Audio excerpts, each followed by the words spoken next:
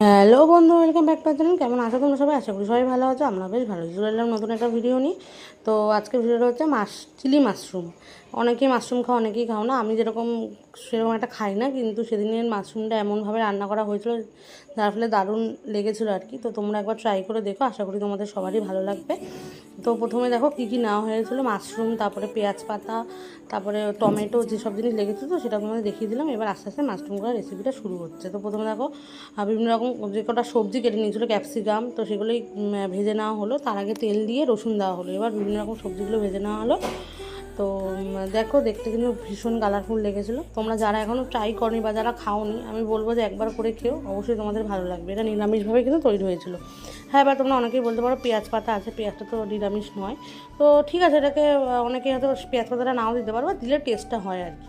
তো পেঁয়াজ পাতা বাদ দিয়ে কিন্তু পুরোটা নিরামিষভাবেই করেছিল। তো দেখো দেখতে দারুণ লাগছিলো। তো এবার বিভিন্ন রকম সসগুলো দিয়ে দেওয়া হলো, tomato sauce, chilli sauce, soya sauce, এগুলো ভালো করে দিয়ে একটা কালার চলে আসবে। কালারটা দারুণ। আমি এখন তোমাদের সাথে ভিডিও এডিট করছি আর ভীষণ জিভে জল চলে আসছে।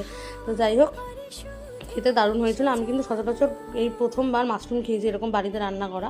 এর আগে এমনি চাউমিন যখন অর্ডার করে বাইরে থেকে খেয়েছি, সেখানে হয়তো একটা দুটো মাশরুম দেওয়া ছিল, তখন অতটা ভালো করে বুঝতে পারিনি, বাট এটা খেতে কিন্তু দারুণ লেগেছিল।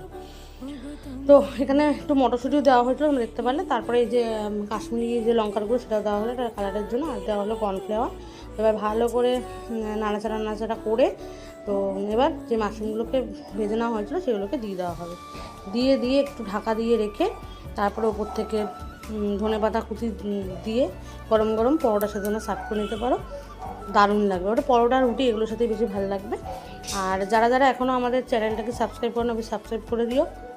ইতির হেসেলেন রান্নাঘর আমাদের ইউটিউবে চ্যানেলের নাম। আর ফেসবুকে যারা এখনও ফলো করে তারা করে দিও, ইতিহাসার্জি নাম আছে। আর তোমরা কমেন্ট করে জানিও কেমন হয়েছে। তোমরা কিন্তু দেখছো, কেউ কিন্তু সাবস্ক্রাইব করছো না, প্লিজ করে দিও। তোমাদের সাথে নতুন নতুন ভিডিও আমরা শেয়ার করতে পারবো। তো চলো, ভিডিওটা তোমরা দেখতে থাকো, আশা করি তোমাদের ভালো লাগবে। আর তোমরা কে কোথা থেকে আমাদের ভিডিওটা দেখছো অবশ্যই জানিও, আমাদের খুব ভালো লাগবে। অবশ্যই তোমরা একটু কমেন্টও করো। তোমরা দেখছো, অনেকে ভালোবাসা দিচ্ছ, প্রচুর ভালোবাসা পেয়েওছি মানুষজনের কাছ থেকে।